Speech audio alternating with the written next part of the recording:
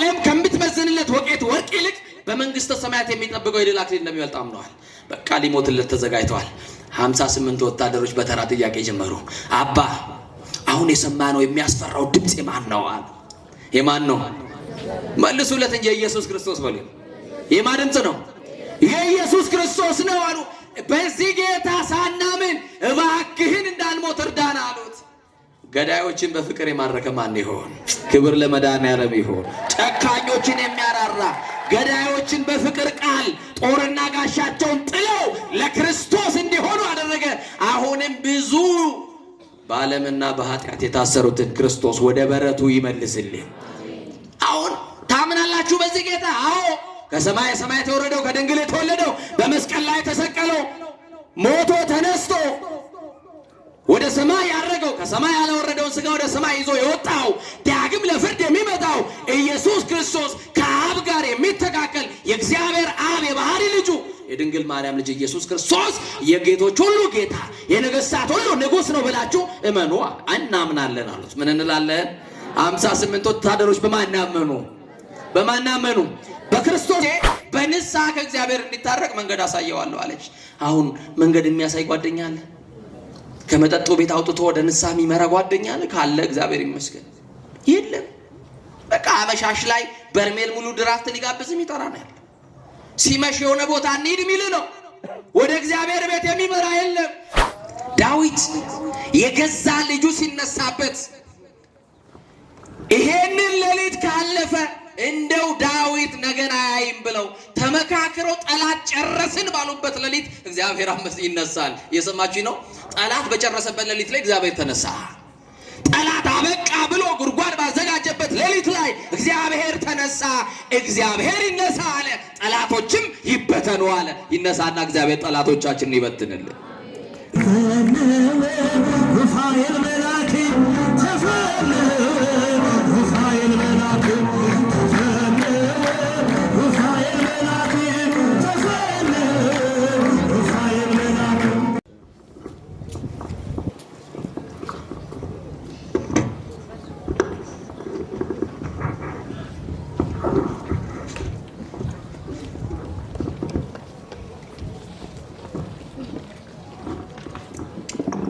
አቀድም አይኮቶቶ እግዚአብሔር በእንተ እግዚእነ ኢየሱስ ክርስቶስ።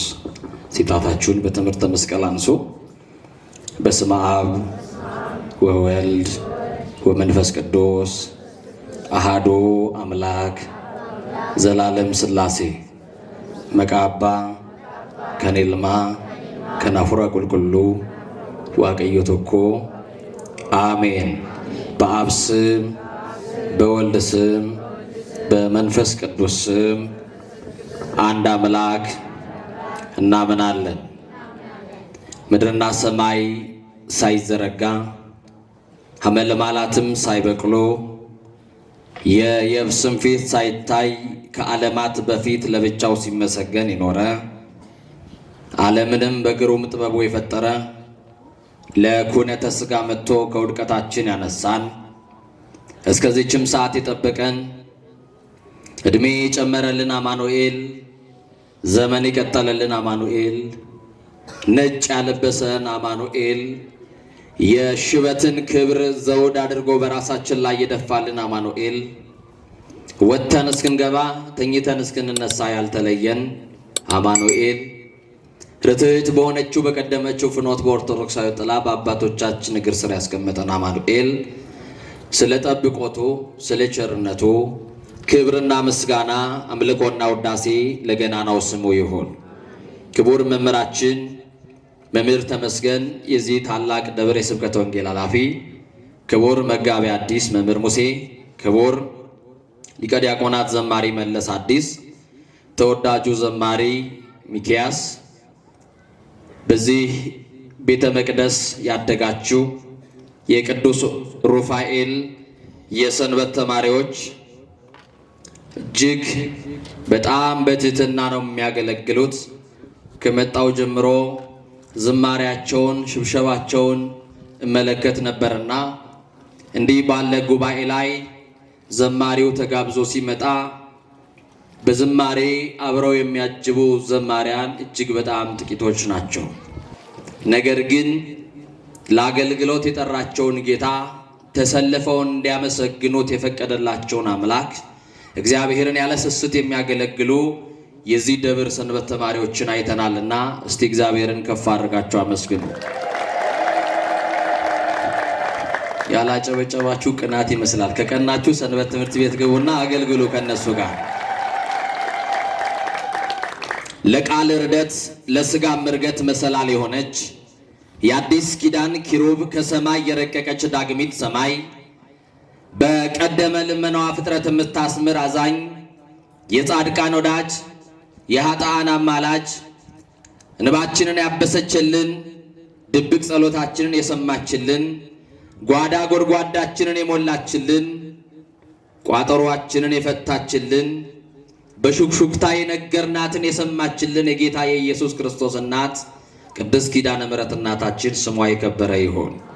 የቅዱሳን መላእክት የጻድቃን የሰማዕታት የአበው ደናግል መነኮሳት አባቶቻችን የታላቁ መልአክ የቅዱስ ሩፋኤል ጸሎትና በረከት ደግሞም አማላጅነትና ጠብቆቱ ከሁላችን ጋር ይሁን። ሊቃውንት ለአእምሮ ዋዘኞች ለጆሮ እግዚአብሔር ደግሞ ለልብ ይናገራል። ሊቃውንት ለአእምሮ ከነገሩን ዋዘኞችም ለጆሮ ካወሩልን የልብ ወዳጃችን እግዚአብሔር ለልባችን የሚነግረን ይበልጣል። ከአለት በላይ የጠነከረው ልባችንን በፍቅሩ መዶሻ ሰብሮ የሚረባንን የሚጠቅመንን የሚያስተምረን እግዚአብሔር እናንተን አስቀምጦ እኔን አቁሞ የራቀውን አቅርቦ የረቀቀውን አጉልቶ ምስጢር ገልጦ ጌታ መንፈስ ቅዱስ በዚህ ጉባኤ ሁላችንን የሚያስተምረን ማን ያውቃል? በዚህ ጉባኤ ውስጥ የማንን ጥያቄ በቃሉ እንደሚመልስ ማን ያውቃል? እግዚአብሔር አንድ የተጨነቀችን ነፍስ በዚህ ጉባኤ እንደሚያሳርፍ የዘመናት ጥያቄን የሚመልሰው እግዚአብሔር የተዘበራረቁትን የኑሯችንን ጉዳይ የሚሰበስበው እግዚአብሔር እንቆቅልሽ የሆነው ሕይወታችንን የሚያስተካክለው እግዚአብሔር እንደ ሰው የነገርነውን ሳይሆን ዝምታን የሚሰማው እግዚአብሔር ለሰው ያልነገርነውን በር ዘግተን የምናለቅስበትን ከጓደኛ የሸሸግነውን የቅርቤ ከምንላቸው ሰዎች የደበቅነውን ወደ ውጭ አይደለም ወደ ውስጥ የምናለቅስበትን ጉዳይ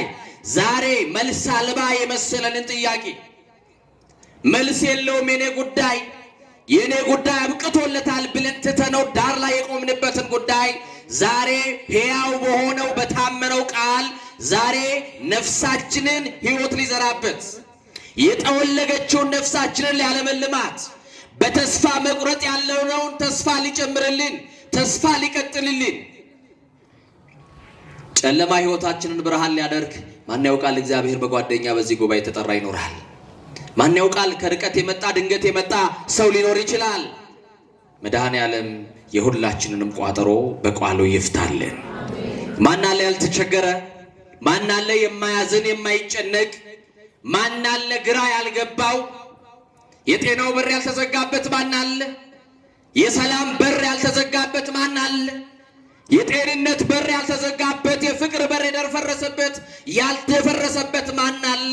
ሁሉ የማይወለድ አርግዞ ሁሉ ምጥ ላይ ነው ያለው ወገኖቼ። መድኃኔዓለም ይገላግለን።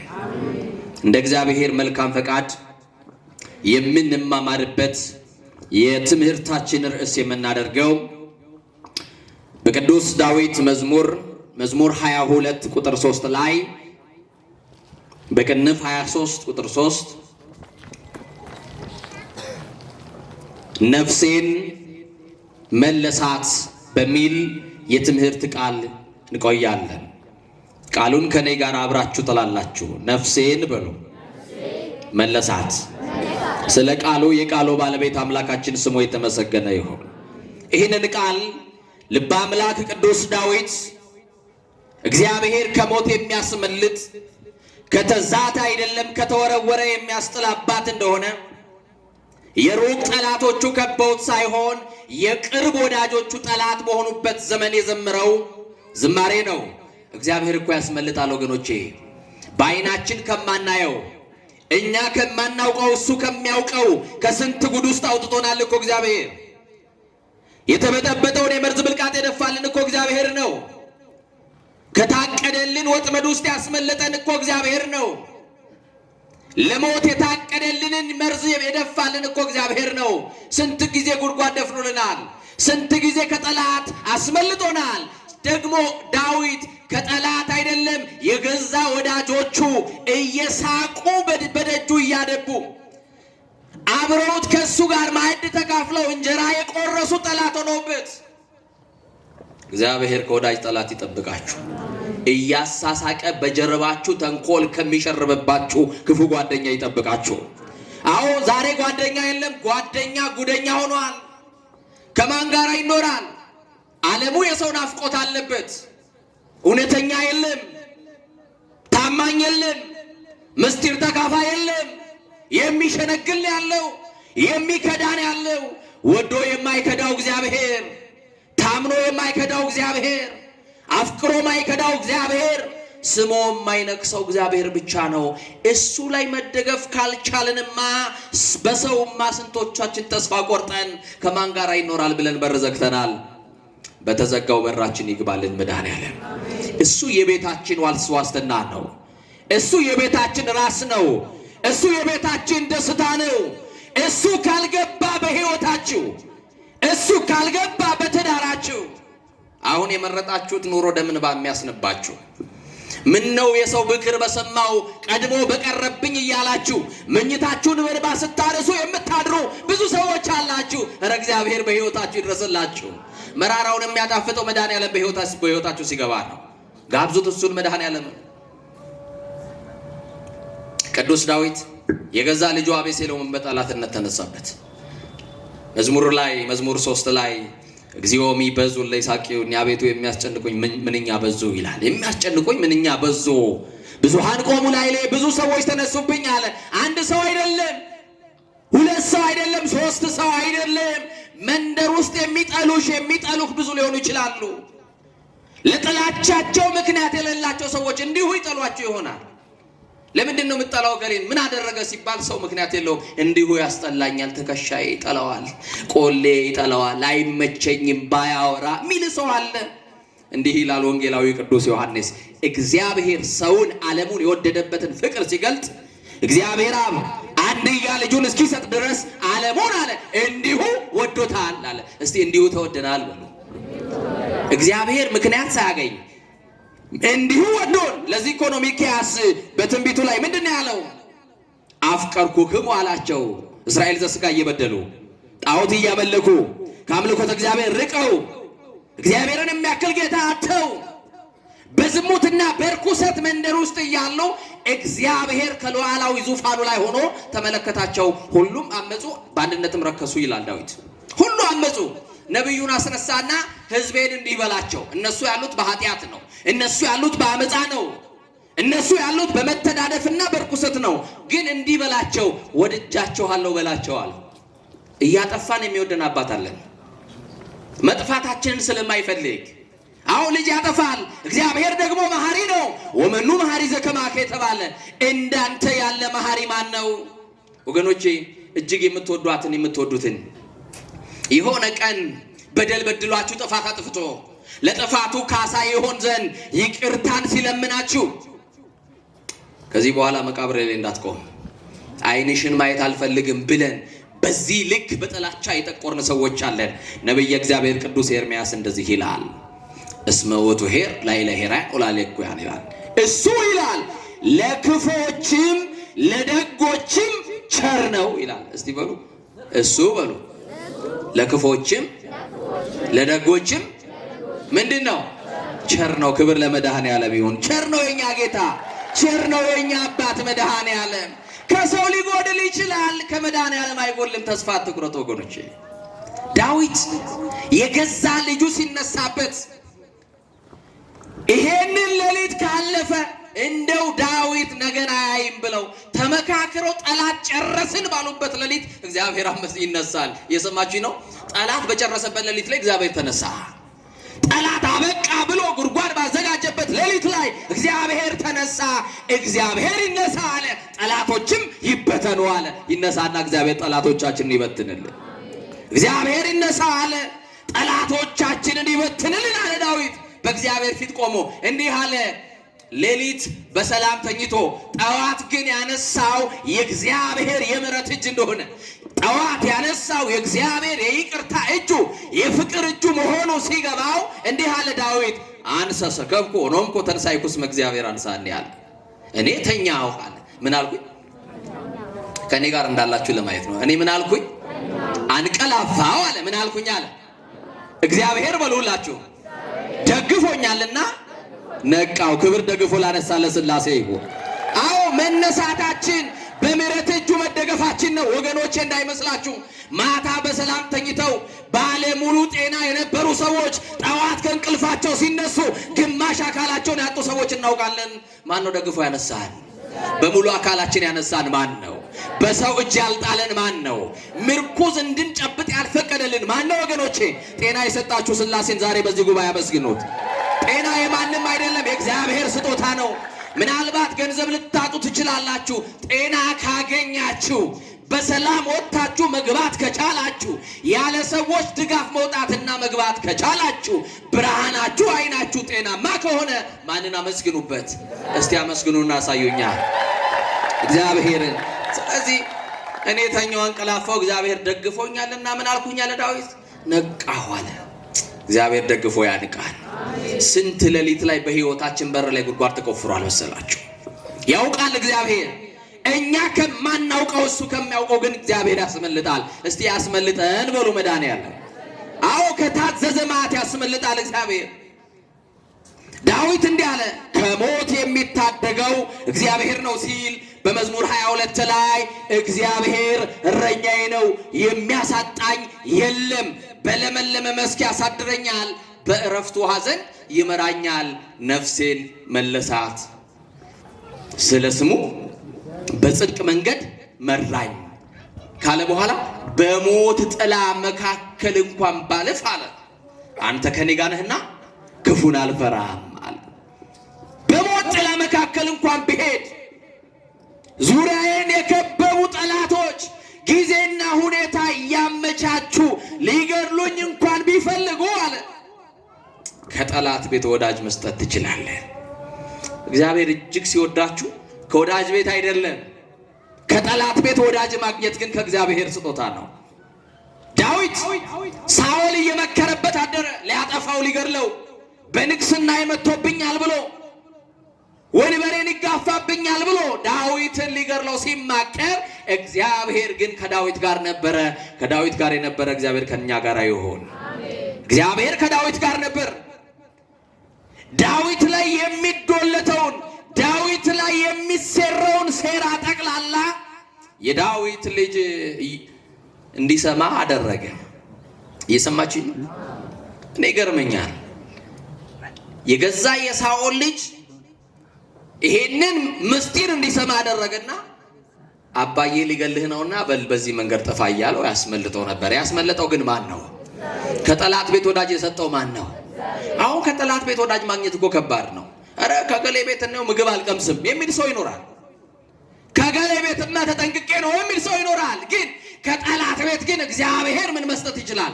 ወዳጅ መስጠት ይችላል። ከጠላት ቤት አንተን የሚያስመልጥ መንገድ የሚመራ ከጉድጓድ የሚያወጣ ወዳጅ ይሰጣል። ግን አንተ ከእግዚአብሔር ጋር ነህ ወይ ነው?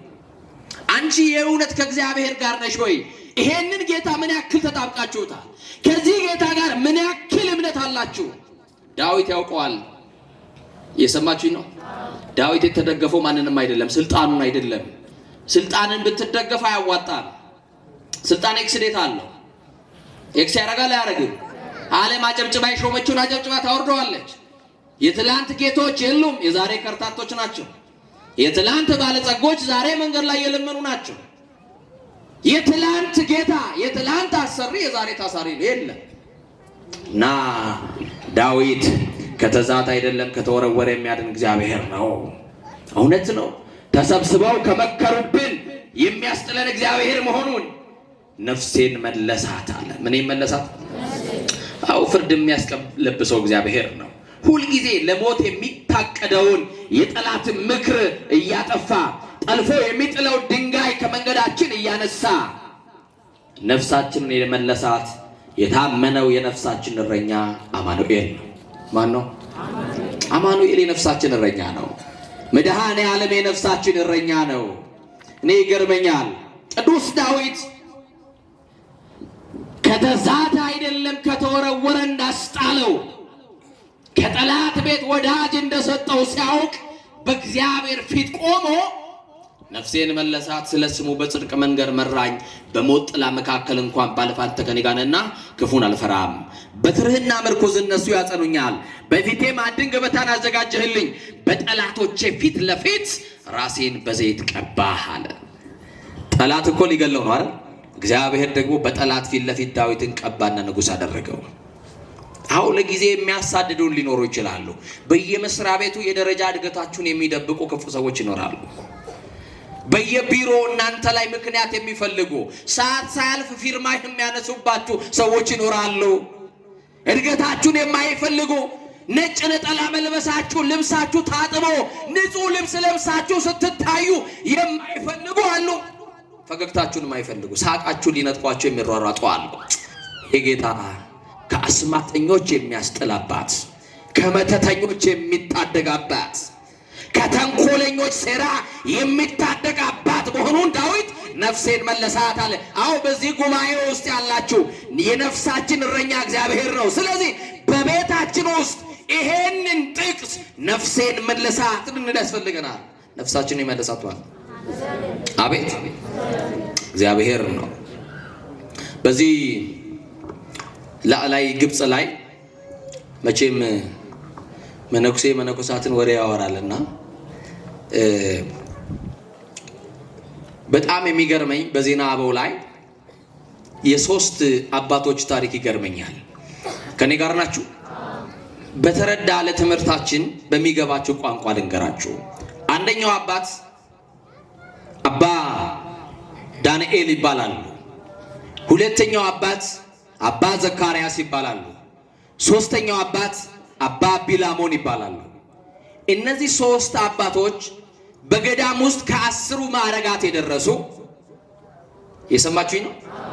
ምድራዊ መልአክ ሰማያዊ ሰው የሆኑ በሰማይ ያለውን ስርዓት የተካፈሉ እንደውም ሊቁ አባ ጊዮርጊስ ዘጋስጫ ኢትዮጵያዊ ቄርሎስ መፍቀሬ ድንግል በታምኖ ቅዱሳን ላይ እነዚህን ቅዱሳኖች ከ10 ማዕረጋት የደረሱ ከጸጋ የበቁትን እንዲህ ይላቸዋል። በመዓዛው ለክርስቶስ ዘመኑ አልባቢሆሙ ለመሃይምናን በክርስቶስ መዓዛ የምእመናንን ልብ የለወጡ ይላቸዋል። ወይም የመሉ እስቲ በሉ በክርስቶስ መዓዛ በሉ የምእመናንን ልብ የለወጡ።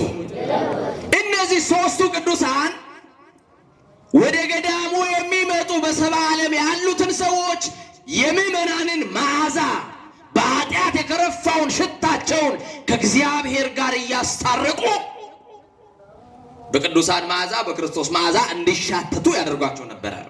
መዓዛችን ይለውጥልን መድኃኔዓለም እና በጣም የሚደንቅ ነው።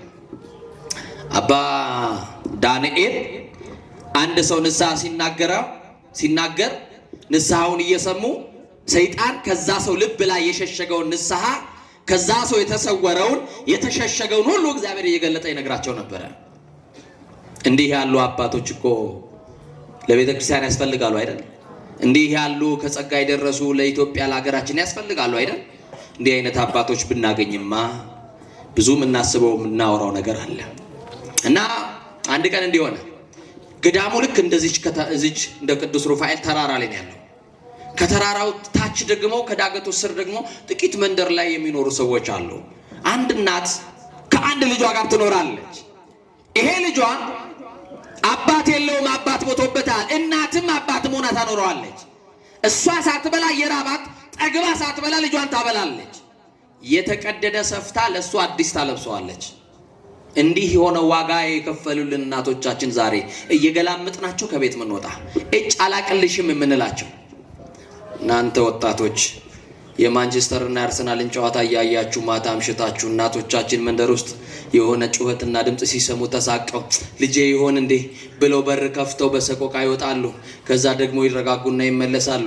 ለእናንተ ስልክ እንኳን ሲደውሉላችሁ ስልክ እንኳን ጨክናችሁ ማታነሱላችሁ፣ ግን በእግዚአብሔር ፊት ቤት ያላችሁ ሰቆቃቸውን እንኳን ያልተረዳችሁ በሞት ያጣችኋቸው ጊዜ የእግር እሳት ይሆንባችኋል። ዛሬ አስደስቷቸው እናቶቻችሁን፣ ዛሬ ታዘዟቸው አባቶቻችሁን፣ ዛሬ የሚሏችሁን ስሟቸው። እናት ካመለጠች አትገኝም፣ አባት ከሄደም አይገኝም እያለ ተመረቅ። የተመረቀ ሰው እንጀራ አለው። አባት ካዘነብህ እንጀራ ይወጣል። እናት ካዘነችብሽ ቅስም ይሰብራል። የእናት ከባድ ነው ወገኖች። የተመረቁ አዎ እማዬ ምን ላድርግልሽ በሏት። የትኛው አገልግሎት ይቀድማል? እናትን ሳትታዘዝ በእግዚአብሔር ፊት ቢያጎብድዱ ተሰልፎ ቢዘምሩ ገብተው ቢቀድሱ አይሆንም። ከመስዋዕት ምሕረት የሚወደው ትእዛዝን መታዘዝን እናት አባትን አክብር ያለው እግዚአብሔር እና ወደ ዋናው ምስጢር ስገባ ይሄ ልጅ እሁድ ወደ ቤት ገዳሙ እየወሰደች ከና አባ ዳንኤል ልጅ ቁርባን ታቆርባለች፣ ከምስጢራት ይሳተፋል። በጣም ታዛዥ ነው። ሀገር ሁሉ ይመሰክርለታል። አንድ ቀን ከቤት ወጣና ጠፋ። የጠፉትን ሥላሴ መልስልኝ። ወጣ፣ ባልታወቀ ሁኔታ ጠፋ። ቢፈለግ አየን ቢላት ጠፋ። እንዲህ ያለ ቦታ ነው የሚላትን አጣችና ተጨነቀች፣ አዘነች። እናት እንደ ቀልድ ልጇ ከቤት ከወጣ ወራትን አስቆጠረ። በዚህ ወራት ሙሉ እናት በሯን ዘግታ ሳይሆን ከፍታ ነው የምታድረው። ጨርሳት ዘጋውን በሯን ገርበብ ታደርጋለች። ለምን? እኔ እንቅልፍ ጥሎኝ ድንገት ሌሊት ልጄ ከመጣ በር ላይ እንዳይቆምብኝ ብላ በሩን ገርበብ ታደርጋለች። እንዲህ ያደረገች ዓመታት ሞላው። ልጇ የደረሰ ካላችሁን ጫካ ገብቷል። ገበያ የሚወጡ ሴቶችን በመንገድ ይጥልና ያስነውራቸዋል። በጣም በጭካኔ ካስነወራቸው ቀጥሎ ደግሞ ይገላቸዋል። ማን ይሆን ያሳየን ይህን ጭካኔ? ማን ነው ያስተማረን? እኛ እያስተማርናችሁ ደግ መሆን አልቻላችሁ። እኛ እየሰበክናችሁ ንስሐ አልገባችሁም። የበደልክ ክሰሃል፣ የቀማህ መልሰሃል፣ የተጣላ ታርቀሃል፣ ስጋውና ደሙን በልተሃል። እንደ ተጻፈው እንደ እግዚአብሔር ቃል እየኖርክ ነው። ግን እኛ እያስተማርናችሁ ነው። ክፋት ግን ትምህርት ቤት የለውም። ሳይማር ሁሉ ክፉ ሆነ። ማንም ያሳየው የለም። ብቻ ከዓመት በኋላ አንድ ወሬ ነጋሪ ማየ ልጅሽን እኮ አየነው አገኘነው አሏት። እናት ደነገጠች። እውነት ልጄ በሕይወት አለ አለች። አዎ አለ፣ ግን ምን ያደርጋል ልጅሽ ጨካኝ ሆኗል። ሴቶችን እያስነወረ የሚገድል የሰው ነፍስ መግደል የዶሮ ያክል የማይመስለው ጨካኝ ሆኖብሻል አሏት። ያሳዝናል አይደል? ኢትዮጵያውያን እኮ ዶሮ ሲያርዱ ያረዱትን ዶሮ እንኳን ነፍሱ እስኪወጣ ዞር ብለው አያዩም፣ ሳፋ ነበር የሚደፉበት። ዛሬ ግን ሰው አጋድሞ የሚያርዱ ክፉዎች ሆነናል። እውነቴን እኮ ነው የምላችሁ፣ ጨካኞች ሆነናል። በዛሬ ዕለት የሚገርማችሁ በጣም ልቤ የተሰበረበትን ሀዘን በሚዲያ አይታችኋል አይደል? በጣም አብሮ አደግ የሆነች ልጅ መስከረም 5 ቀን በስርዓተ ተክሊል ያገባች ልጅ የገዛ ባሏ በግብፅ አገር ገደላት። ማን ያሳየን ይህንን ጭካኔ? ሰው አካሉን ይገላል እንዴ? ራሱን ይገላል እንዴ? ወገኖቼ እግዚአብሔር እንዲህ ካለ ጭካኔ ይጠብቀን። እና ልጅሽ ጫካ ነው ሲሏት እናት ምን አለች?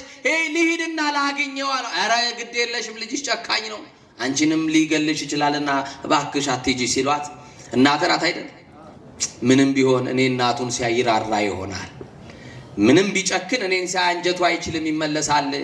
እኔም ደግሞ ወስጄ በልጅነት ወዳደገበት ገዳም ወስጄ በንስሐ ከእግዚአብሔር እንዲታረቅ መንገድ አሳየዋለሁ አለች። አሁን መንገድ የሚያሳይ ጓደኛ አለ? ከመጠጡ ቤት አውጥቶ ወደ ንስሐ የሚመራ ጓደኛ አለ? ካለ እግዚአብሔር ይመስገን።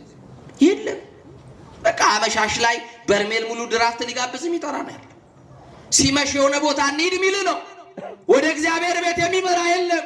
እስቲ ማይሌት እንሂድ ብሎ የሚደውል ማን ነው? ሰዓታት እንቁም የሚል ማን ነው? ጠዋት ሲነጋ መጸበል እንጠመቅ የሚል ማን ነው? የለም። ሁሉ ወደ ዓለም የሚመራ እና እናት ግን ቢበላ ልጇን ፍለጋ ናፍቆቷ ነው ዓመት ሙሉ የተሳቀቀችበት ልጇን ጫካ ገብታ በልጅነት ድምፁ በቁልምጫ ልጄ ልጄ ልጄ ትላለች። ማንም አይመልስላትም። ጫካው ያስፈራል። የራሷን ድምፅ መልሳ ተሰማለች።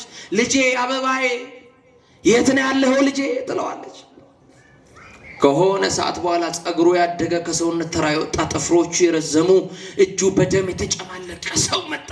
ልጇ እንደሆነ አወቀችና እጇን ዘርግታ ምንም ጨካኝ ቢሆን ለእናት ምኗ ነው? ልጇ ነው። ምንም ክፉ ቢሆን ለእናት ምኗ ነው? ልጇ ነው። አዎ ምንም ኃጢአተኛ ብንሆን እናታችን ቤተክርስቲያን እኮ እጇን ሰብስባ ተቀብላናለች። አልተቀበለችልን? የሸፈነልን ማን ነው? ግድላችሁም ንገሩኝ፣ የሸፈነልን ማን ነው? እግዚአብሔር የጨለማውን ቢገልጥ ኖሮ ሁላችን ወንጀለኞች ነበር። የማታውን ቢገልጥብን የሌሊቱን ቢገልጥብን አመሻሽ ላይ በድቅድቅ ጨለማ ከሰው ተደብቀን የሰራነውን ቢገልጥብን ኖሮ እሱ ግን ከባት ያበሳ ስለሆነ ሸፍኖልናል። ክብር ለሸፈነልን ጌታ ይሁን። አዎ ሸፋኝ ነው መድኃኔዓለም። እና በጣም የሚደንቅ ልጇ ወደ እሷ ሲቀርብ እላዩ ላይ ለካ ያደረው አጋንንት እናቱ መሆኗን አስረስቶት ነበረ። የሆነች ሴት የምትመጣ መሰለውና እሷ እጇን አንስታ ና እንጂ ቀፈኝ ልጄ፣ ናፍቄ ያለው እኮ ልጄ፣ በሬን ከፍቼ ሳልዘጋ ያደርኩት በሰቆቃ በእንባ ልቄ ከሰውነት ተራ ያወጣሁት እኮ ባንተ ነው፣ ያለ አባት ያሳደግኩ ልጄ ብትለው እናቱን ከመሬት ጥሎ አስነወራት። ቀጠለና እናቱን ገደላት። ልክ እናቱ ነፍሷ ከስጋዋ ሲለይ እላዩ ላይ የነበረው አጋንንት ተነሳለት። ዲያብሎስ ኃጢአትን መልካም አድርጎ ያሳየናል፣ ከሰራነው በኋላ ያካሰሰናል። ማር የሚመስል ነገር ያቀምሰናል፣ ወደ መሃል ስንገባ ሬት መሆኑን ይነግረናል። ጽድቅ የሚመስሉ የኃጢአት ልምምዶቹን ውስጥ ከቶናል። ኧረ እግዚአብሔር ይማረን። አልጋ ያልያዝን በሽተኞች ነን፣ ይማረን። ከክብር ያነስን እኮ ነን ወገኖቼ፣ ይማረን። ዳዊት ምን አለ መሰላችሁ? እኔ ግን አለ በምሕረት ብዛት ወደ ቤት እገባለሁ። በምን ብዛት? በምን ብዛት? አዎ በምሕረት ብዛት። እዚህ ቤት የገባ ነው በምሕረቱ ብዛት ነው። እኔ እዚህ የቆምኩት በምሕረቱ ብዛት ነው ስለተሸፈነልኝ። እና ወገኖቼ እናቱ ከሞተች በኋላ የገደለው እናቱን መሆኑን ነገረው። አንተ ማትረባ አለው ዲያብሎስ። እናትህን የበላ እያለቀሰች ስትለምንህ አስነውረህ የገደልክ ሲለው እናቴን በገዛ እጄ በላዋት ብሎ ራሱን እያነሳ መፈጥፈጥ ጀመረ። ራሱን መምታት ጀመረ። ሰውነቱን መንጨት፣ ፊቱን መንጨት፣ ደረቱን መንቃት ጀመረ። እናቱ ግን ትመለሳለች? ንገሩኝ። አዎ እናቶቻችሁን አታስቆጡ፣ እናቶቻችሁን አታበሳጩ። ምን ያጋለው? እናቱ ሄዳለች። ያለው አማራጭ የእናቱን አስከሬን አውሬ እንዳይበላበት ቆፍሮ መቅበር ነው። በገዛ እጁ ገድላት፣ በገዛ እጁ ቀበራት።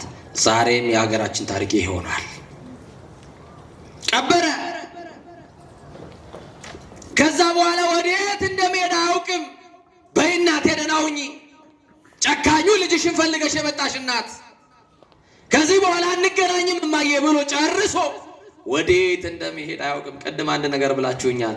እስመ ውእቱ ኄር ላዕለ ኄራን ወላዕለ እኩያን፣ እሱ ለክፎችም ለደጎችም ቸር ነው ብላችሁኛል አይደል? አላመናችሁበትም? አላመናችሁበትም? የት እንደሚሄድ አያውቅም። እግዚአብሔር ግን ወደ ንስሐ ይመራው ነበር። ወደ ምን? ፈያታዊ ዘየማንን በመስቀል ይቅር ያለ እግዚአብሔር አሁን ያለንበትን እግዚአብሔር ያውቀዋል። ግድ የለም፣ እግዚአብሔር መሐሪ ነው። በየትኛውም ሁኔታ ውስጥ ያላችሁ እኔ እግዚአብሔር አይቀበለኝም እንዳትሉ፣ እግዚአብሔር መሐሪ ነው። ከነ በደላችን ብንመጣ ይቀበላል እግዚአብሔር፣ ይቅር ሊለን የታመነ አምላክ ነው እግዚአብሔር። ከዛ በኋላ ሲመጣ ሲሄድ መሽቶ ነጋበት። ልክ ሲነጋ የሆነ ተራራ ላይ ድምፅ ሰማ። ልጅ እያለ እናቱ ይዛው የምትሄድበት አባ ዳንኤል ያሉበት ገዳም ደርሷል። ትዝታው መጣበት፣ ልቡ ተሸበረ። ከዛ በኋላ ዝም ብሎ እያለቀሰ ወደ ቤተ ክርስቲያን ሄደ። አባ ዳንኤል ገና በርቀት ሲያዩ የብዙ ሴቶችን አስነውሮ የገደለ ያልበቃ ብሎ እናቱን አስነውሮ የገደለው ሰው መጣ ብለው ገና ሳይደርስ ከሳቸው ጋር አለቀሱለት። እና አቡነ ተክለ ሃይማኖት ያልቀሱልን እንጂ፣ እነ ገብረ መንፈስ ቅዱስ ያልቀሱልን እንጂ። አሁን ያለንበት ሁኔታማ ከክብር እኮ ጎድለናል ወገኖች። ምን ያክል እግዚአብሔር እንደጠላን ታውቃላችሁ? ምን ያክል እግዚአብሔር እንዳስቀየም ነው ታውቃላችሁ ወገኖች? ምን ያላረግነው ነገር አለ ወገኖች? እና አቡነ እስትንፋሰ ክርስቶስ እና አቡነ አረጋዊ ያልቀሱልን እንጂ፣ እነ ቅዱስ ያሬድ ያልቀሱልን እንጂ፣ እና አቡነ አራ ድንግል ያልቀሱልን እንጂ፣ እነ እጨጌ ዮሐንስ ያልቀሱልን እንጂ። በጣም የሚያሳዝን ጊዜ ላይ ያለ ነው። ይማረን እግዚአብሔር። እና አባ ዳንኤል ይሄ ሰው እያለቀሰ ድምፁ ተዘግቷል፣ አይኑ ደም መስሏል፣ የሚያስፈራ ገጽ ነው ያለው። መጣና በልጅነት የሚያቆርቡት አባት እንደሆነ አውቋል። እሳቸው ማን እንደሆነ አውቀውታል። አባዬ አላቸው። አቤት ልጄ፣ እግዚአብሔር ግን ይቅር ይለኛል አላቸው። እስቲ ለዚህ ሽፍታ እናንተ መልሱለት፣ እኔ አልመለስም። ለክፎችም ለደጎችም ቸር ነው ብላችሁኛል። እግዚአብሔር ግን ይምረኛል አላቸው። እስቲ በሉታ መልሱለት። አዎ ይምርሃል በሉታ። ድገሙና አዎ ይምርሃል በሉታ። ቀጠልና አባዬ እግዚአብሔር ይቅር ይለኛል ወይ አለ። መልሱለት። እህቴ አንቺንም ይቅር ይልሻል፣ ወንድሜ አንተንም ይቅር ይልሃል፣ እኛንም ይቅር ይለናል። ይቅር ይበለን መድኃኒዓለም። የሰራውትን ባያውቁ ነው እንጂ ይቅር ይልሃል አይሉኝም አላቸው። ያውቃሉ ግን አያውቁም። አባቶቻችን ከጸጋ ደርሰው እንኳን ቢያውቁ አወቅን አይሉም ይላሉ። አሁን እንደው እግዚአብሔር ትንሽ እየጸጋ ቢሰጠኝ እንደው ምን መጻደቅበት ልቤን ስለሚያውቅ እሱም አይሰጠኝም። ደግ አረገ ማምላክ። እንደው የሆነ ነገር ቢሰጠኝ እንደው እንዲህ ያለች ካሜራ አምጥቼ እዚህ ጋር መሰራባትን እኔ ነኝ የማውቀው እመጻደቅባታለሁ ከሷ ብሶ ማለት እና በጣም የሚደንቅ ነው። የኛ አባቶች እያወቁ ምን ይላሉ? ዝም። መድኃኒዓለም ማያውቀዋል። የሰማብንን አሰምቶብናል፣ ያየብንን ነግሮብናል፣ ሸፍኖልናል። ዝም። ልጄ ምን ብትሰራ ነው እንደዚህ ያለቀስከው? ግድ የለህም ና እስቲ ቁጭ በል ንገረኝ አሉት። እያለቀሰ ከእናቱ ቤት የወጣበት ጊዜ ጀምሮ በገበያ የሚሄዱ ሕፃናት ሴቶችን ያስነወረበትን ታሪክ፣ ቀጥሎ የገደለበትን፣ ፍለጋ የመጣችውን እናቱን አስነውሮ እንደገደለ ታሪኩ ሙሉ ነገረ። እናቴን በገዛ እጄ ገደልኩ፣ በገዛ እጄ ቀበርኩ፣ እግዚአብሔር ግን ይቅር ይለኛል አለና ደገመላቸው። አስተምረው መክረውት የእግዚአብሔርን ፍቅርና ትሕትና ነግረውት ነፍስህን አድን አድርሰ ከነው አይደል? ራስህን አድን ነው አይደል? እንዲህ ያለ በረሃ አለ ታውቀዋለህ? አዎ አንበሳና ነብር ያሉበት በረሃ፣ ሰው የማይኖርበት ውሃ የማይፈልቅበት ጭው ያለ በረሃ አለ በግብፅ። እንደዛ በረሃ ሂድ። ከዛ በኋላ በዋሻ ገብተህ በጎን ሳተኛ ሳትቀመጥ ወደ ሰማይ እየተመለከትክ እያለቀስክ እያነባ እህልን ውሃም ሳትቀምስ አይኖችን ወደ ሰማይ ብቻ እያየህ አቤቱ ክርስቶስ ማረኝ በለው ለ3 ቀን አሉት። እስቲ በሉ እናንተ አቤቱ ክርስቶስ በሉ። ማረኝ። ማን ይማረን? ለስንት ቀን በላሉት? እንደው እኔ ቄስ ነኝ አይደል? መነኩሴ ነኝ፣ ካህን ነኝ። በዚህ ያሉ ቄሶች አሉ። እንደው እንዲህ ያለ ንስሐ ብንቀበል እንደው 3 ቀን ምን ሰጠው ይመስላችኋል? ስንት ዓመት ይሆን ይመስላችኋል? እናቴን ገደልኩ እያለ ብዙ ሰዎች አስነወርኩ እያለ ታዲያ ምን ነክቷቸው ነው አባ ዳንኤል ይሄንን ነፍሰ ገዳይ ለ3 ቀን አሉት? ለስንት ቀን? ለስንት ቀን? ለ3 ቀን ብለው አሰናበቱት። እሺ አባቴ ብሎ እያለቀሰ ወደ በረሃው ሄደ። ሽፍታ ሰው ኢየሱስ ክርስቶስ ተገለጠለት ለአባ ዳንኤል። የተሰወረውን ይግለጥላችሁ። ጨለማ የበዛበትን ሕይወት ወብርሃነ ጽድቅ ሰዛ ያበር ለኩሉ ዓለም የተባለው ሲመጣ ጨለማ የሌለበት እውነተኛው ብርሃን በሕይወታችሁ ይብራላችሁ። መጣና ኢየሱስ ክርስቶስ ወዳጄ ዳንኤል ሰላም ላንተ ይሁን፣ እንዲህ ያለ ኃጢአተኛ ወደ አንተ መጥቶ ነበረ። እናቱን አስነውሮ የገደለ፣ ብዙ ሴቶችን ያስነወረ የገደለ፣ ታዲያ እንዲህ ያለ ኃጢአት ሰርቶ ለ3 ቀን ብቻ ነው ንስሐ የምትሰጠው አለ። አባ ምን ብለው መለሱ? ጌታዬ ይሄንንም እኮ አንተ ሆነ ነው የሰማችሁኝ?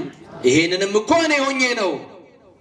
አንተማ ይሄንን ሰው ብታገኘው ኖሮ ይሄ ነፍስ ያጠፋው ሰው ወደ አንተ መጥቶ ቢሆን አንተ ብታገኘው በእግር ላይ ወድቆ አቤቱ ክርስቶስ ማረኝ ሲል ኃጢአት ሁሉ ተሰረየችልህ፣ በሰላም ወደ ቤት ሂድ ትለው ነበረ። ክብር ለመድኃኒዓለም ይሁን።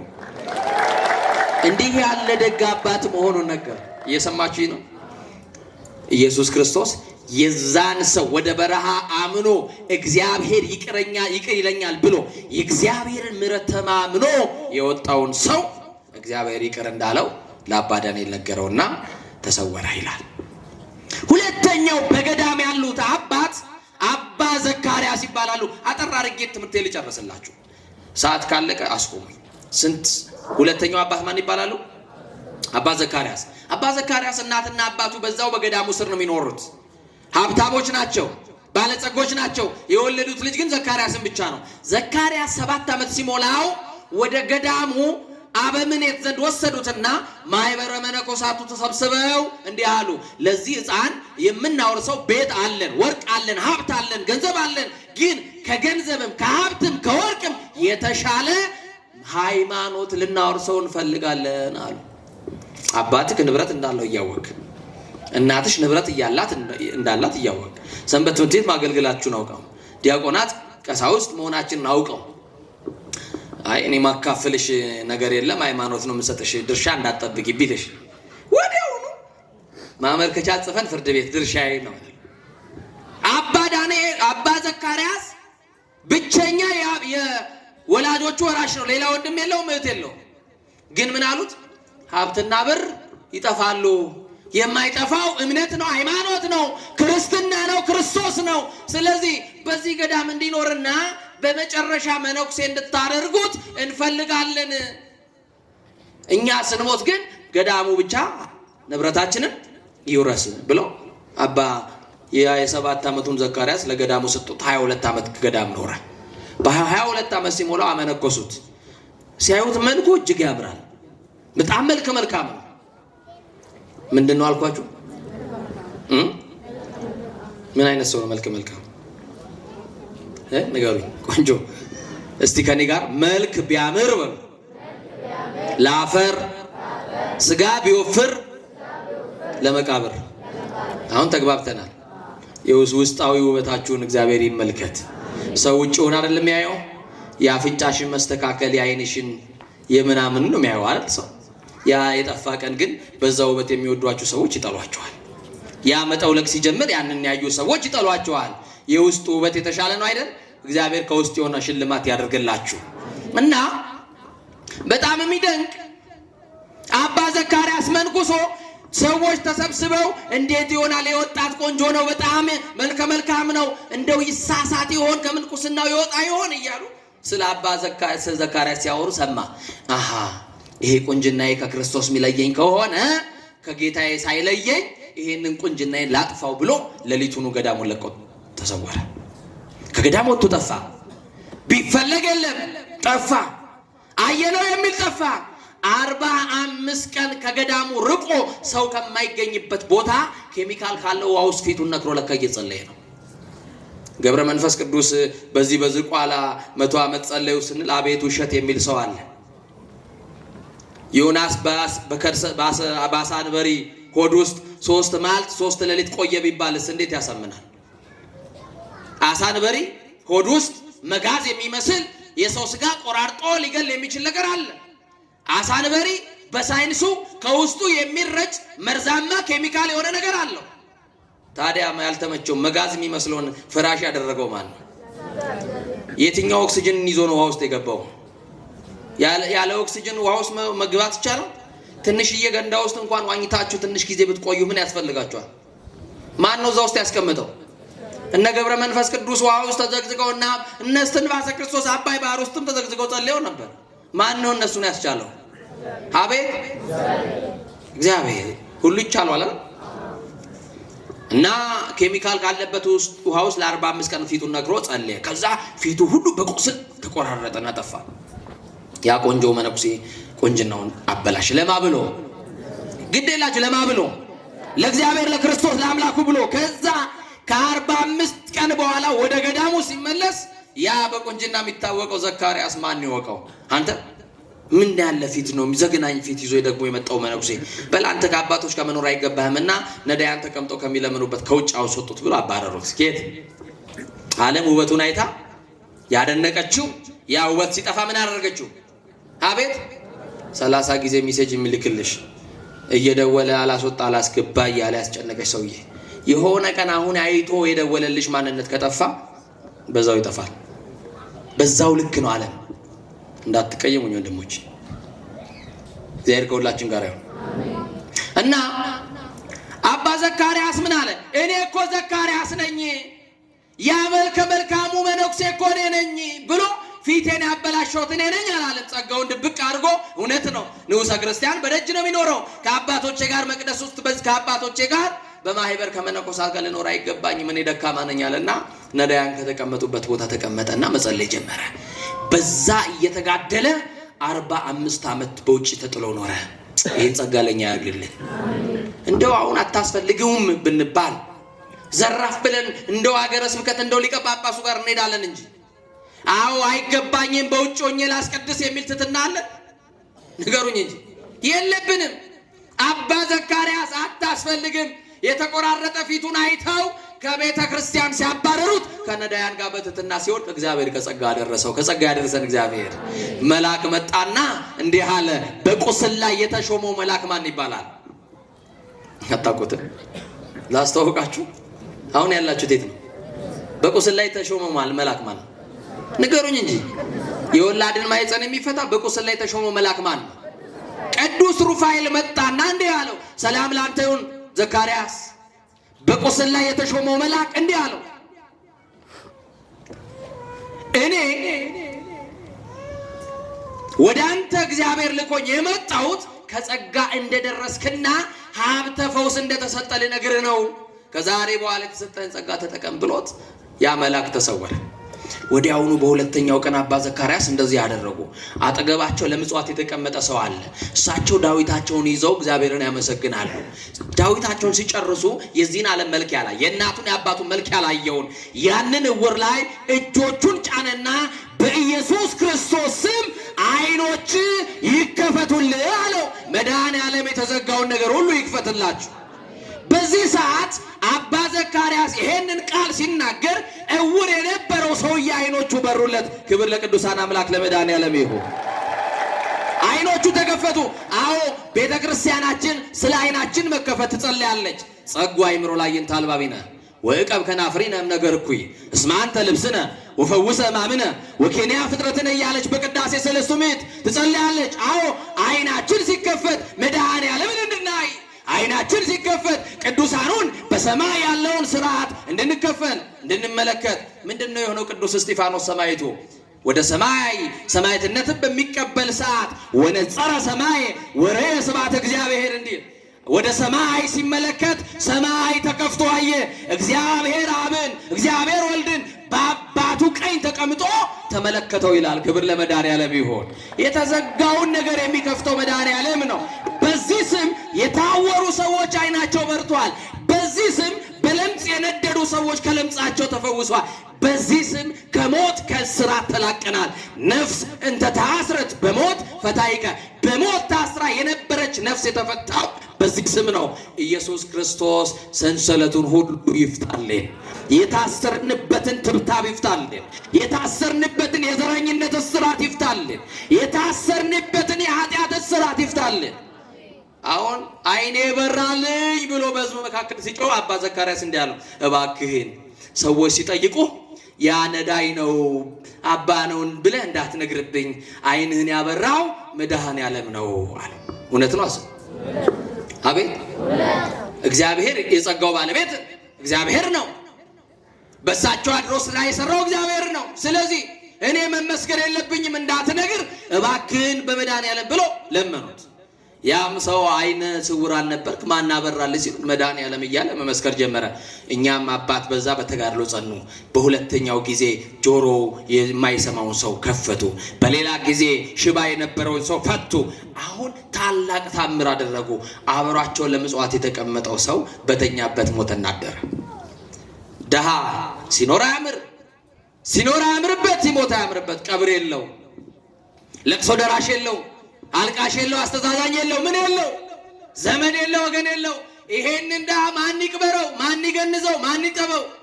ማን ነው የሚገንዘው? ማን ነው የሚያጥበው? ብሎ ሲነጋገሩ አባ በጸሎት ላይ ሆነው የዛን ነዳይ መሞት ሰሙ። ምን አሉ? ከዛ እንዲህ አሉ፣ ሞተ እንዲህ አሉ።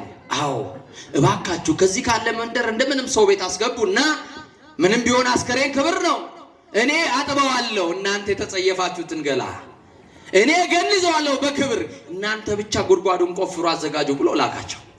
ሁሉን አስወጣና በሩን ዘግቶ እንዲህ አለ፣ አልዓዛርን ከሞት ያዳንክ መድኃኔዓለም እባክህ ነፍሱን መልስ። የመበለቲቱን ልጅ ሊቀበር ሲሄድ ከመንገድ ላይ የሟቹን ሞት ማትፈቅድ ተመለሱና በሕይወት ኑሩ ብለህ እንደገና እድል የሰጠ መድኃኔዓለም እባክህን ለዚህ ሰው እድል ስጠው። እባክህን መድኃኔዓለም ይሄንን የሞተ ነፍስ መልሰው አለ እና ለመነለት። የትምህርታችን ርዕስ ነፍሴን ምን አላት? መለሳት። አሁን ይሄንን ቃል እየተናገረ አባ ዘካርያስ ሲጸልይ ሞቶ የነበረው ሰው ብድግ ብሎ ተነሳ። ክብር ለመድኃኔዓለም ይሁን። አዎ ሎቱ ይትራው አናቅጸ ሞትን ግርማው፣ ከግርማው የተነሳ የሞት ደጆች የሚንቀጠቀጡለት የሚከፈቱለት ያንተን ስም ሰምቶ ሞት ይደንግጥ። የማንን ስም ሰምቶ? የክርስቶስ ስም ሲጠራ ሞት ይደነግጣል። ታስሮ የነበረው ሁሉ ይፈታል። ብድግ አለ። አንተ ሰው ደህና ነህ? አዎ ደህና ነኝ። የሲኦል አበጋዞች የጨለማ ሰራዊቶች ነፍሴን ይዘው ለፍርድ እየወሰዱኝ ነበረ።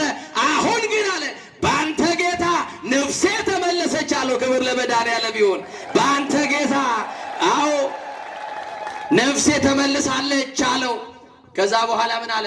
አንተን ለመቅበር ጉድጓድ ቆፍረው የሚጠባበቁ ሰዎች በደጅ ታገኛለህ።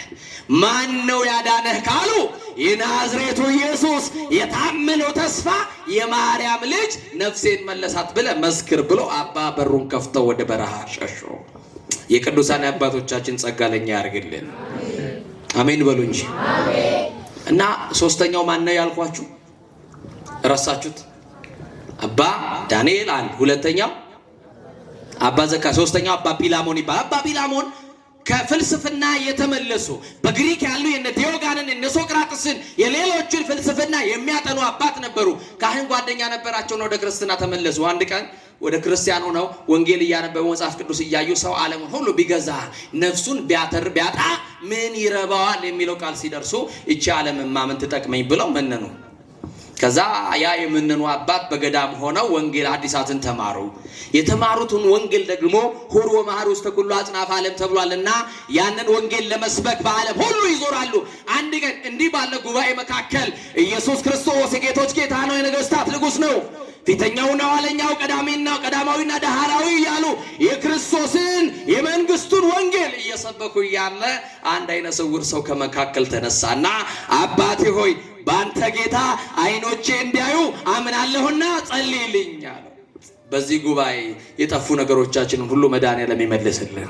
በዚህ ጉባኤ ውስጥ መድኃኔዓለም ተስፋችንን ይቀጥልልን እና ይሄንን ሲል አሁን እንዲህ ቢል አንድ ሰው ለኔ ፈተና ነው አይደል? አባን በአንተ ጌታ አምናለሁ አሁን ከታሰርኩበት ፈታ ዘንድ ቢል እኔ ጋር እምነት የጎደለ እምነት አለ። መስቀሉ ያድናል አታምኑ? መስቀል መልዕልተ ኩሉ ነገር ከሁሉ በላይ ሆነ ነው መስቀል። ያድነን ነምጸር ከጠላት ከዲያብሎስ ያድነናል እናምናለን። እኛ ጋር ግን እምነት ጎሏል እና አባቴ ሲል ጊዜ አባ ቢላሞን በኢየሱስ ክርስቶስ ስም አይኖች ከፈቱ ብሎ አዘዘ። የዚያ አይነ ስውር በእጆቹ አልጫነበት፣ አልዳሰሰው፣ በቃል ብቻ የጠፉ አይኖቹ በሩለት። ኧረ አይኔ በራልኝ እያለ በጉባኤ መካከል አይኑን ያበራለት ነፍሱን የመለሳት የታመነው እረኛ አማኑኤልን ማመስገን ጀመረ። አሁን በዚህ ሰዓት ሀገሩ ሁሉ አባ ቢላሞን አይነ ስውር አብርቷል ተብሎ ከተማ ሁሉ ዝናው ከፍ አለ። ንጉሱ ሰማና ይሄ አይን ያበራማ ታላቅ ታምር በዚህ ዘመን የሚያደርግ ማን ነው? ጥሩልኝ አለ። አባ ቢላሞን በወታደሮች ተይዞ ወደ ንጉሱ መጣ። አንተን አይን ያበራው አይደለም የኔ ጌታ ነው አለ። ማን ነው አለ? የአባቶች ጸጋ ደስ አይል? ማን ነው አለ? የኔ ጌታ ነው አይን ያበራው። እኔማ ደካማ ነኝ፣ እኔ የሱ ባሪያ ነኝ። የኔ አምላክ ግን አይን ማብራት ብቻ አይደለም አለ። የዕውሩን ጭቃ አይን ቀብቶ ምን ብሏል? ክርስቶስ አብርቷል አይደል? ሪኡ ዘገብረ እግዚእነ ወአምላክነ ወመድኃኒነ ኢየሱስ ክርስቶስ። ኢየሱስ ክርስቶስ ያደረገውን ተአምር እዩ አለ ቅዱስ ያሬድ። ምንድነው የምናየው ተአምር ሲባል ጭቃ ጤነኛን አይን ቢቀቡት አይን ያጠፋል። አይን ሊያጠፋ በሚችል ጭቃ ኢየሱስ ክርስቶስ አይን አበራ አለ። ክብር ለስሙ ይሁን። ይሄ የሚገርም ተአምር ነው። እዩ ተመልከቱ አለ እና ንጉሱ ተበሳጨ እና ማን ነው የፈወሰው ሲል መድኃኔዓለም አለው። ማን አለው? ጥሩት እስቲ መድኃኔዓለም ብሩት። አይን ያበራው ማን ነው? መድኃኔዓለም ነው አለው። በዚህ ሰዓት ንጉሱ ተቆጣና ወደ እስር ቤት ጣሉት። አይን አጥፍተው የታሰሩትን ግን ፍቷቸዋል። ዓለም እንዲህ ናት። አይን ያጠፋውን ትፈታና አይን ያበራው ምን ትላለች? በርባንን ፈታ ክርስቶስን ያሰረች ዓለም እንዲህ አደረገች። አባ ቢላሞን የአባቶቼ ሰማዕታት የአባቶቼ ቅዱሳን ጸጋና በረከት ሊደርሰኝ ነው ብሎ አባ ደስ ወደ እስር ቤት ታሰረ። ስለ ስሙ በመታሰሩ ክርስቶስ ስለሚለው ስም መከራ በመቀበሉ ደስ ብሎት እንዲህ እያለ የዳዊትን መዝሙር እየዘመረ እግዚአብሔር እረኛዬ ነው የሚያሳጣኝ የለም፣ በለመለመ መስክ ያሳድረኛል፣ በእረፍቱ ሐዘን ይበላኛል። ነፍሴን ምን አላት? አቤት መለሳት እያለ በእስር ቤት እየዘመረ ተጣለ። ንጉሱ እንዲህ አለ፣ በሁለተኛው ቀን ይታሰር ያልኳችሁን ጥሩትና ወደ እኔ አቅርቡት አለ። በሁለተኛው ቀን ድጋሚ ንጉሱ ዘንድ ቀረበ። አሁን አንተ የምትለኝ መድኃኔዓለም አይን ያበራል? እባክህ ንጉሥ ሆይ በዚህ ጌታ ሳታምን እንዳትሞት አለው። የሰማችኝ ነው። ባላውያን ነገስታት ፊት ለፊት በሞቱ ተወራርዶ የመንግስቱን ወንጌል ሰበከ። በነፍሱ ተወራርዶ እና በአጭር ቃል በነፍሱ ተወራርዶ ለንጉሱ በዚህ ጌታ ሳታምን በመድኃኔዓለም ሳታምንበት እንዳትሞት ብሎ ሲነግረው ንጉሱ ተቆጣና ወታደሮችን 58 ወታደሮችን ስንት ወታደር? አንድ ሰው ለመግደል አሁን 58 ወታደር ምን ያደርጋል? አንድ በጾም በጸሎት የደከመን አባት ለማሰር 58 ወታደር ታዘዘ። እጅግ ነፍስ የገደሉ ወንጀለኞች በሚሰቀሉበት ከከተማው ውጭ ባለ ኮረብታማ ስፍራ ላይ ገመድ አንቃችሁ ግደሉልኛል። ደስ ብሎት 58 ወታደሮች መካከል የዳዊትን መዝሙር እየዘመረ ወደሚሰቀልበት ስፍራ ሲደርስ የምትናገረው ነገር ካለ 1 ደቂቃ ተሰጥቷል አሉት። ስንት ደቂቃ? በ1 ደቂቃ እግዚአብሔር የሚሰራው አለ የለም? በ1 ደቂቃ የታሰረችን ነፍስ ይፈታል። በ1 ደቂቃ በሞትና በሕይወት መካከል ያለን ሰው ያድናል። ያድናል። ያድንም ያድናል። ከዛ በኋላ የምናገረው እናንተ አይደለም ለተሰበሰባችሁት አይደለም፣ እኔ ግን የምናገረው ወደ ሰማይ ነው አለ። ወደ ታመነው ንጉስ ወደ ንጉሱ ከተማ ወደ መድኃኔዓለም አዳራሽ አንጋጠጠና ጌታዬ ወደ አንተ ወደ ምናፍቀው ከተማ ልመጣ ነው። ምን አይነት ነው አክሊል ያዘጋጀህልኝ? ምን አይነት ጽድቅ ልብስ ነው ያዘጋጀህልኝ? እስክመጣ ድረስ ናፍቆቴ አንተ ነህ። በሰማይ ባዘጋጀህልኝ መንግስት ተቀበለኝ አለና ጸለየ። በዚህ ሰዓት ኢየሱስ ክርስቶስ በነጎድጓድና በመብረቅ በሚያስፈራ ድምፅ ወዳጄ ቢላሞን አለው። ተስፋ በቆረጣችሁበት ቀን መድኃኔዓለም ወዳጆች ያለውላችሁ ይበላችሁ። ወዳጄ ቢላሞን አለው። ይሄንን ድምፅ ሲሰሙ 58ቱ ወታደሮች ጦርና ጋሻቸውን ትተው ወደቁ። ማን የጣላቸው? ማን የጣላቸው? ወደቁ። ከዛ ከወደቁበት ተነስተው ራሳቸውን ሲያውቁ አባ ቢላሞን ተንበርክኮ የዳዊትን መዝሙር እየጸለየ ነው። የሰማው የኢየሱስ ክርስቶስን ቃል ነው። አሁን ጸንቷል። ጥቡ ልብ አገኘ። ጨክኖ የሞትን መስቀል ሊሸከም ነው። ዓለም ከምትመዝንለት ወቄት ወርቅ ይልቅ በመንግስተ ሰማያት የሚጠብቀው የድል አክሊል እንደሚበልጥ አምነዋል። በቃ ሊሞትለት ተዘጋጅተዋል። 58 ወታደሮች በተራ ጥያቄ ጀመሩ። አባ አሁን የሰማነው የሚያስፈራው ድምፅ የማን ነው አሉ። የማን ነው? መልሱለት እንጂ የኢየሱስ ክርስቶስ በሉ። የማን ድምፅ ነው? የኢየሱስ ክርስቶስ ነው አሉ። በዚህ ጌታ ሳናምን እባክህን እንዳንሞት እርዳን አሉት። ገዳዮችን በፍቅር የማረከ ማን ይሆን? ክብር ለመድኃኔዓለም ይሆን። ጨካኞችን የሚያራራ ገዳዮችን በፍቅር ቃል ጦርና ጋሻቸውን ጥለው ለክርስቶስ እንዲሆኑ አደረገ። አሁንም ብዙ በዓለምና በኃጢአት የታሰሩትን ክርስቶስ ወደ በረቱ ይመልስልን። አሁን ታምናላችሁ በዚህ ጌታ? አዎ። ከሰማይ ሰማያት የወረደው ከድንግል የተወለደው በመስቀል ላይ ተሰቀለው ሞቶ ተነስቶ ወደ ሰማይ ያረገው ከሰማይ ያልወረደውን ሥጋ ወደ ሰማይ ይዞ የወጣው ዳግም ለፍርድ የሚመጣው ኢየሱስ ክርስቶስ ከአብ ጋር የሚተካከል የእግዚአብሔር አብ የባህሪ ልጁ የድንግል ማርያም ልጅ ኢየሱስ ክርስቶስ የጌቶች ሁሉ ጌታ የነገሥታት ሁሉ ንጉሥ ነው ብላችሁ እመኑ። እናምናለን አሉት። ምን እንላለን? 58 ወታደሮች በማን አመኑ? በማን አመኑ? በክርስቶስ አመኑ። ከዛ በኋላ ጥምቀትን አጠመቃቸው። ንጉሱ ቆዩበት። ምንድነው የሚደረገው ነገር እስቲ ብሎ ሌሎች ወታደሮች ይዞ አልገደሉትም እንደይነን ሰው ብሎ ሲያዩ 58 ወታደሮች በእጃቸው ጦርና ጋሻ የለም። ማንና ያዙት? የታመነውን እረኛ ባልቤልን ይዞ የምን ጦር ነው? የምን ጋሻ ነው? እሱ ይበቃል። ሳይታገል መድኃኔ ዓለምን ይዘዋል። አሁን ጦር አይዙም፣ አሁን ጋሻ አይዙም፣ አሁን ድንጋይ አይዙም፣ አሁን ሰይፍ አይዙም። ከሰይፍ የሚበረታው መድኃኔ ዓለም ሳይታገል የሚጥለው መድኃኔ ዓለም አሁን ተይዟል። እናንተ እጅ ተይዟል። ይሄ ጌታ እሱን ከያዛችሁ አሸናፊዎች ናችሁ። አሁን ምን ያደርጋል? ንጉሱ መጣ። ምን እያደረጋችሁ ነው አላቸው። በኢየሱስ ክርስቶስ አምነናል፣ ነፍሳችን ተመልሷል። ለነፍሳችን ድነት ምክንያት የሆነን አባ ነው አሉ። ንጉሥ ሆይ እኛ ወታደሮች ነን፣ ልትገለን ትችላለህ። አንድ ጊዜ እንሞታለን፣ ዘላለም እንኖራለን። አንተ አንድ ጊዜ ትገለናለህ፣ ዘላለም ትሞታለህ። እባክህን እመንና ሞት በዚህ ጌታ ብለው አሉ። ንጉሱ በቁጣ 58 ወታደሮችን 59ኛ አድርጋችሁ ግደሉልኝ በሰይፍ ብሎ ሲያዝ 59ኞች በህብረት በማስተዛዘል እግዚአብሔር እረኛዬ ነው፣ የሚያሳጣኝ የለም። በለመለመ መስክ ያሳድረኛል፣ በዕረፍቱ ሐዘን ይመራኛል። ነፍሴን ምን አላት? መለሳት። ስለ ስሙ በጽድቅ መንገድ መራኝ። በሞት ጥላ መካከል እንኳን ባልፍ እሱ ከኛ ጋር ነውና ክፉን ሞትን አንፈራም። ንጉሥ አንተንም ቢሆን አንፈራም ብለው በንጉሱ ፊት ለፊት የኢየሱስ ክርስቶስን ጌትነት መስክረው በክብር አረፉ። የበደለ ይካስ፣ የቀማ ይመልስ፣ የተጣላ ይታረቅ። ንስሐ ገብታችሁ የጌታችን ኢየሱስ ክርስቶስ ቅዱስ ሥጋው ክቡር ደሙን ተቀበሉ። ይቆይ።